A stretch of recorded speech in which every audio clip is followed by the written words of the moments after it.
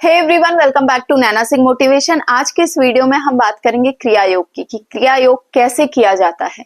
ये वीडियो पूरी तरह से श्रीमद् भगवद गीता पर ही आधारित है। जो विधि भगवान श्री कृष्ण ने अर्जुन को बताई थी, आज मैं उसी विधि को बहुत सिंप्लीफाई करके आप लोगों के सामने रखने वाली हूँ।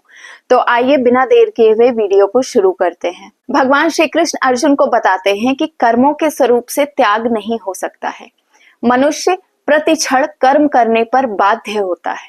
वो बिना कर्म किए रह ही नहीं सकता है, क्योंकि प्रकृति द्वारा उत्पन्न तीनों गुणों से प्रेरित होकर मनुष्य कर्म करने के लिए विवश होता है। तीन गुण कौन कौन से हैं? सत्व गुण, रज गुण, तम गुण। ये तीनों गुण प्रकृति से उत्पन्न होते हैं और इन तीनों गुणों के परवश होकर मनुष्य कर्म करता ही है। तो मनुष्य को चाहिए कि वो कर्म इस तरह से करे कि वो उसका कर्म यज्ञ बन जाए। अब यहाँ पर भगवान ने यज्ञ की बात की है, तो उन्होंने ये भी बताया है कि यज्ञ दो प्रकार से किया जाता है। पहला यज्ञ होता है जो समाज कल्याण के लिए हो, जगत कल्याण के निमित्त हो, और दूसरा यज्ञ होता है जो भगवान की आराधना के लिए किया जाता है। अब हमारे जो शास्त्र हैं उनमें यज्ञ कई प्रकार के बताए गए हैं, लेकिन उन प्रकारों में आगे बढ़ने से पहले मैं आपको बता दूं कि यज्ञ होता क्या है। आप सबको पहले समझना चाहिए, क्योंकि सामाजिक जो बुद्धि है, जो लोग जहां तक समझते हैं वो यज्ञ का मतलब यही समझते हैं कि नवरात्रि बीत गई, अब एक यज्ञ कर लो, आहुति दे दो, नारियल और पान डली के द्वारा पूर्णाहुति हो गई, यज्ञ खत्म। ये एक प्रकार का यज्ञ है जो कई प्रकार के यज्ञों में से एक है। ये यज्ञ देवताओं को पूजने के लिए किया जाता है, पर पूर्णाहुति जो होती है वो पूर्णाहुति इसमें भी अधूरी ही मानी जाती है, क्योंकि हम पूर्णाहुति सिर्फ ऊपरी मन से और एक नियम समझकर देते हैं यज्ञ में, जो कि सिर्फ डली, पान और नारियल की पूर्णाहुति होती है। इसके बारे में मैं आपको आगे भी बताऊंगी। पर दूसरा यज्ञ कौन सा होता है? दूसरा यज्ञ होता है आपका द्रव्य यज्ञ। जैसे आप लोगों ने सुना होगा कि पहले के जो राजा महाराजा लोग थे वो कोई भी अनुष्ठान जब रखते थे तो अनुष्ठान पूरा होने के बाद अपनी प्रजा में द्रव्य दान करते थे। द्रव्य दान मतलब रुपए पैसे का दान करते थे, या तो फिर किसी कपड़े का दान करना, जेवर का दान करना, कुछ भी ऐसा जिसका मोल रुपया हो। तो इस तरह का जो दान होता था उसको द्रव्य दान बोलते हैं, जिसमें आप पैसे देते हो प्रजा को या किसी गरीब निर्धन को, या फिर पैसे से जुड़ी वस्तु कुछ देते हो। इसी द्रव्य दान को द्रव्य यज्ञ कहकर संबोधित किया गया है। अब तीसरे तरह का जो है वो कौन सा है? वो है ज्ञान यज्ञ। ज्ञान यज्ञ कैसे होता है? ज्ञान यज्ञ पहले के टाइम में जो गुरुकुल्स होते थे वो बिल्कुल सही एग्जाम्पल है दान यज्ञ के। मतलब ये कि जो भी शिक्षा हम सामने वाले को देते हैं, विद्यार्थी को देते हैं, उसका कोई मोल नहीं लेते हैं, फ्री ऑफ कॉस्ट, जिसमें कोई भी अपेक्षा सामने वाले से नहीं होती है कि वो हमें कोई उच्च पद देगा या वो हमें दान देने के बदले हमें कुछ रुपया पैसा देगा, धन दौलत देगा, या पद प्रतिष्ठा देगा, मान सम्मान देगा। ठीक है, किसी भी तरह की लालसा अपेक्षा नहीं होती है, सिवाय एक कामना के। वो कामना होती है सामने वाले का कल्याण हो। आप जो शिक्षा दे रहे हो उस शिक्षा से सामने वाले का जो विद्यार्थी है, जो शिक्षा ग्रहण कर रहा है, सिर्फ उसका कल्याण हो, समाज में उसका भला हो, वो उन्नति प्राप्त करे। सिर्फ यही एकमात्र उद्देश्य से आप सामने वाले को, आप अपने विद्यार्थी को शिक्षा देते हो। इस तरह का जो दान है वो होता है ज्ञान यज्ञ। वहां पर जो गुरु है वो ज्ञान यज्ञ कर रहा होता है। अब चौथा यज्ञ कौन सा है? चौथा यज्ञ है प्राण यज्ञ। प्राण यज्ञ को ही क्रिया योग कहते हैं। प्राण यज्ञ में अष्टांग योग साधन के द्वारा कुछ यौगिक क्रियाएं की जाती हैं। प्राण यज्ञ करके हम 3 प्रकार की सिद्धियां प्राप्त करते हैं। पहला तो होता है प्राण यज्ञ में प्राणायाम, जिसको हम क्रिया योग कहते हैं। दूसरा होता है तंत्र की सिद्धियां, और तीसरा है मंत्र की सिद्धियां। यानी तंत्र मंत्र की जो सिद्धियां होती हैं, जब उनको प्राप्त करना होता है तो उनके लिए कुछ विशेष अलग क्रियाएं होती हैं जो गुरु के मार्गदर्शन में ली जाती हैं।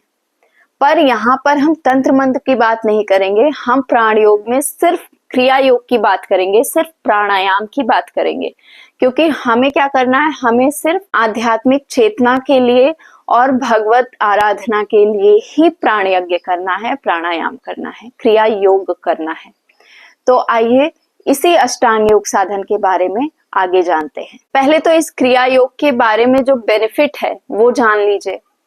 क्रिया योग करने से आपके सभी प्रकार के जो शारीरिक रोग हैं या फिर जो मानसिक रोग हैं वो सबका नाश हो जाता है। इन सबका नाश होने पर आपके अंदर जो आध्यात्मिक चेतना है वो जगती है और उसी के माध्यम से आप ईश्वर का स्वरूप देख सकते हो, उसी के माध्यम से आपको ज्ञान की प्राप्ति होती है। इसीलिए लोग प्राणायाम के माध्यम से क्रिया योग को करते हैं, इस अष्टांग योग साधन की विधि को अपनाते हैं। अब क्रिया योग कैसे किया जाता है ये जानने से पहले आपको ये जानना जरूरी है कि आपकी जो बॉडी है, जो शरीर है, इस शरीर के अंदर 5 प्रकार की वायु पाई जाती है। इन्हीं 5 प्रकार की वायु को बोलते हैं पंच प्राण। अब वो 5 प्रकार की वायु कहाँ कहाँ शरीर में स्थित है और उसका क्या क्या काम है, इसको समझने की कोशिश करते हैं। देखिए, उन 5 प्रकार की वायु में से एक होती है प्राण वायु, दूसरी होती है अपान वायु, तीसरी होती है उदान वायु और चौथी होती है व्यान वायु, 5वीं होती है समान वायु। प्राण वायु मनुष्य के हृदय में स्थित है, अपान वायु नाभि के नीचे स्थित है, समान वायु पूरी बॉडी में आपके स्थित है, वो रुकती नहीं है, वो चलती रहती है, वो उसका काम है सिर्फ एक बैलेंस बनाना पूरी बॉडी में। तो समान वायु और उदान वायु वो आपके गले में स्थित है।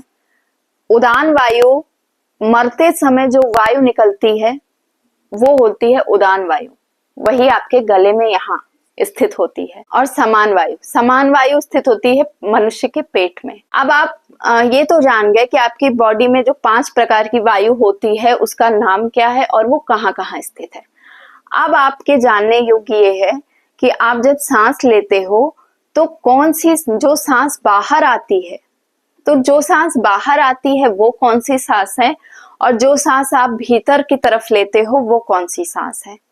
तो देखो, जो सांस आप बाहर की तरफ छोड़ते हो उसको बोलते हैं प्राण वायु और जो सांस आप भीतर की तरफ लेते हो वो होती है अपान वायु, जो नाभि के नीचे स्थित होती है। इन्हीं दोनों का खेल है, यही दोनों सांसें आती जाती रहती हैं। तो एक क्रिया होती है, जैसे पतंजलि में बोला गया है कि अनुलोम विलोम करना, ठीक है। तो अनुलोम विलोम की क्रिया को आप कैसे करते हो, थोड़ी देर सांस अंदर लेते हो, फिर बाहर छोड़ते हो, फिर अंदर लेते हो, बाहर छोड़ते हो। वो अनुलोम विलोम की क्रिया इसी क्रिया योग द्वारा ही ली गई है। जो वायु हम छोड़ते हैं बाहर वो होती है प्राण वायु। अब उस प्राण वायु में अपान वायु का होम करना, मतलब हवन करना। अब वो कैसे होता है, जैसे आपने सांस बाहर छोड़ी, फिर वहां पर रुक गए, सांस, दूसरी सांस जब आप अंदर लेते हो वो आपने नहीं ली, मतलब अपान वायु को आपने रोक दिया, अंदर की तरफ नहीं लिया, सिर्फ सांस बाहर निकली प्राण वायु और आप रुक गए थोड़ी देर। उस अवस्था को बोलते हैं कि अपान वायु का प्राण वायु में हवन करना, होम करना। अब उसी का उल्टा कि अपान वायु में प्राण वायु का होम करना, मतलब जो सांस आपने अंदर ली उसके बाद बाहर आपने सांस नहीं छोड़ी, वो सांस आपने उसमें होम कर दी, हवन कर दी। यही होता है अपान वायु में प्राण वायु को होम करना और प्राण वायु में अपान वायु को होम करना, ठीक है। एक स्थिति ऐसी भी है जहां पर आप प्राण और अपान दोनों वायु को रोक कर प्राणों में ही प्राणों का हवन करते हो। इसका अर्थ भी समझ लो, आप ना सांस बाहर ले रहे हो ना अंदर ले रहे हो, मतलब सांस ही नहीं ले रहे हो। थोड़ी देर ऐसी अवस्था में आप हो जहां पर आप बिना श्वास के हो और वो सांस आप अंदर ही अंदर प्राणों में ही हवन कर रहे हो, दोनों सांसों को एक साथ। पहले आप क्या करते थे, एक सांस में दूसरे सांस को होम करते थे। प्राण में अपान का हवन करना और अपान में प्राण का हवन करना।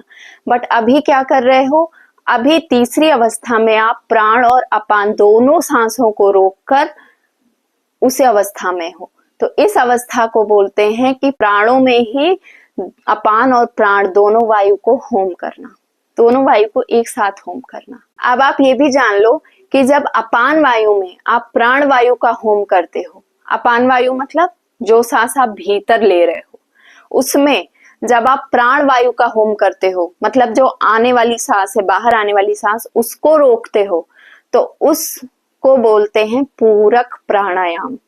इस तरह का होम करके आप पूरक प्राणायाम की प्रैक्टिस करते हो। वहीं अगर आप प्राण वायु में अपान वायु का हवन करते हो, मतलब आने वाली बाहर आने वाली सांस में अंदर जाने वाली सांस का होम करते हो, अंदर जाने वाली सांस को आप रोकते हो, तो वो होता है रेचक प्राणायाम। इस तरह का प्रैक्टिस करके आप रेचक प्राणायाम का प्रैक्टिस कर रहे हो।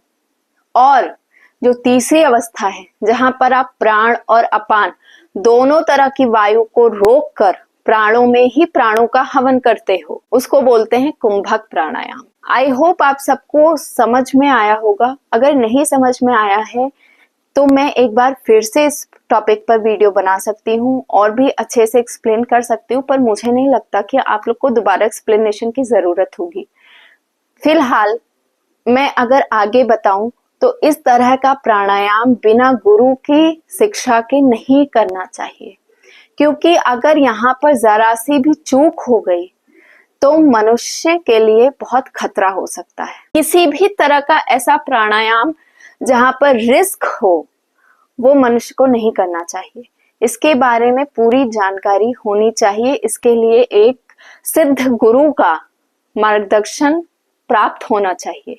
उन्हें के संरक्षण में आपको इस तरह का योग का प्रैक्टिस करना चाहिए, वरना सुनने वाले लोग, देखने वाले लोग यही कहेंगे कि ये एक तरह का अनुलोम विलोम ही तो है, ऐसे करना फिर सांस बाहर छोड़ना। नहीं, अनुलोम विलोम पतंजलि के द्वारा जो बताया गया है वो मैंने आपको पहले भी बताया है। उनके व्यायाम, उनके प्राणायाम भगवत गीता से ही निकाले गए हैं, उन्हीं भगवत गीता के द्वारा ही बताए गए क्रियाओं से प्रेरित हैं। जो आपको सही मायने में प्राणायाम का मतलब बताएगा, उसके अर्थ समझाएगा, उसको करने की विधि बताएगा, वो सारी क्रियाएं आपको भगवत गीता में ही मिलेंगी।